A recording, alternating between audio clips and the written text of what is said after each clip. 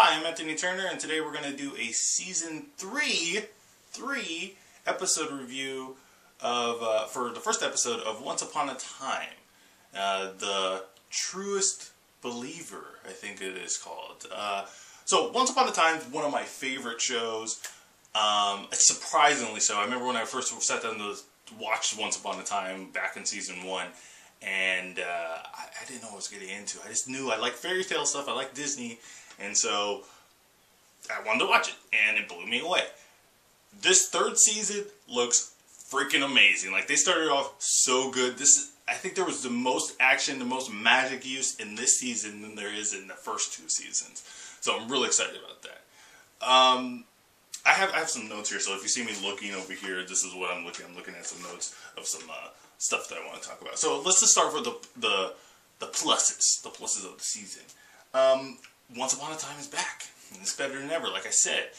More action, better interactions with characters, better everything, better villain. I'll get into that later. So, no more Storybrooke. Don't like Storybrooke. I never really liked Storybrooke. I didn't like the characters that they had in Storybrooke. If you've watched Once Upon a Time before, and if you haven't, you should totally go watch Once Upon a Time. But Storybrooke is a place where the fairy tale characters are sent because of the curse that the evil queen did. And in Storybrooke, all the fairy tale characters have different identities. So it's kind of like a Desperate Housewives meets fairy tale world. So it's like a whole bunch of drama stuff going on. I like drama. I like Desperate Housewives too. But it just didn't fit to me because it had two different sets of world. You had Snow White is also Mary Margaret and a whole bunch of stuff mixed up together. So I didn't really like Storybrooke, and I like when they go somewhere else or they should do flashbacks of the Enchanted Forest or something like that. So now that they're in Neverland, totally awesome. Alright, so Peter Pan is a new villain. I was skeptical at this at first, but from what I see from the first episode, it looks pretty badass. And I like how he wrangles the Lost Boys, and at the end where he's like, "Let's play" and everything. So that looks really cool. And they're hinting at, well, I guess they didn't hint at it. They basically said that Peter Pan is stronger, or if not at the same level as Rumpelstiltskin, because one of the Lost Boys has an interaction with the Rumpelstiltskin and says, "We all know that you're not going to make it out alive." And Rumpelstiltskin goes up to him and says, "I know I'm not going to make it out alive, but I want to see how much I'm going to take with you. Like, how many of Lost Boys I'm going to take with you." So that, to me, that opened my eyes, because Rumpelstiltskin's a badass. He's the Dark One.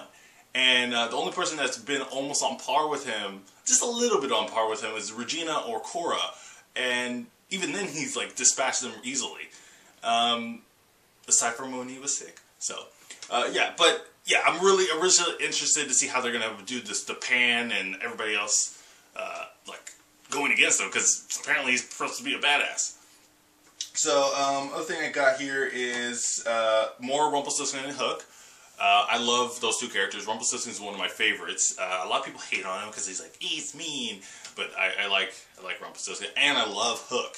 For you ladies out there, I know you guys love him for a different reason, but I love Hook for his snarky remarks and his interactions with all the characters, not just Emma. Even though I know him and I feel like him and Emma don't have the best chemistry on screen, but I feel like from everybody else, just even though they don't have the best chemistry, he plays with everybody else, and he's a really good actor. Whoever's playing him, I don't know his name. Sorry, but he's just really good. He's a really good actor.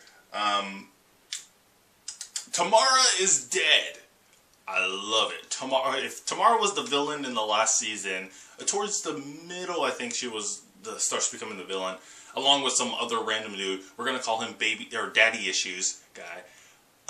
Yeah, Tamara dies. It's funny how when they showed her initially die, she gets shot with an arrow in the back, and they played this dramatic music like, "Oh my God, Tamara's dead." Nobody cares. If you watch Once Upon a Time Season 2, you want Tamara dead. Tamara's a freaking bitch. So you want her to just be gone. And I was happy, especially the way Mr. Gold did it. Mr. Gold's like, that was a heart taken out. Anyways, yeah, okay. So another thing, okay, a letdown of Daddy Issue Dues. One of the main stories in the last season, season 2, was that Regina had kind of had another son before Henry, and it was daddy issues dude, and or at least wanted a son. And there's a scene where like he escapes Storybrooke, but his dad does it, and then his dad ends up dead. He finds his dad's body or bones supposedly, and then they kind of just end it there. We don't really know. Yeah, we know he's dead, but we don't really know what happened to him. Did Regina kill him? Did Regina have a love affair for him for like 20 years and then he just died? Like, we don't know what happened. So I felt let down about they didn't really resolve that, or if they're even going to go back to it, because I don't think so, because I think he's dead. The shadow just pulled out his shadow, so I think that kills him. That's what they're showing. I don't know. But, yeah, I kind of hope they go back into it, and I'm kind of not, like, whatever, but, yeah, I'm just a little disappointed. Alright. That was a negative, by the way. Okay, so another negative. Snow White and Prince Charming. I don't like Snow White and Prince Charming. In the beginning, I love Snow White. I love the actress that played her, but once the whole find my true love thing and coming together, it still played out so bad. They're like, oh yes, we're together, we have to love each other.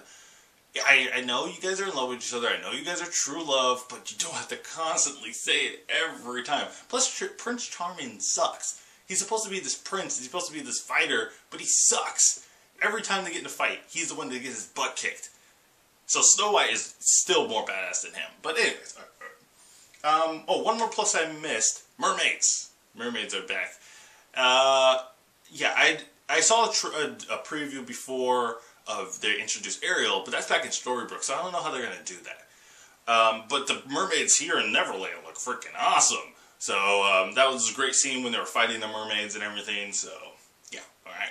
So that's my episode 1 of Season 3 of Once Upon a Time review. If you want more reviews of different episodes, Marvel's Shield, I just did that one, so if you see me wearing the same shirt, that's why, because I did it on the same day. But go check that out on my channel. Also, go check out the show notes below that has all the goodies, all my social network stuff that you guys can go check out, and the website. So, for more Disney reviews and everything Disney pretty much, check us out on Disneypunksreviews.com, and I'll see you guys later.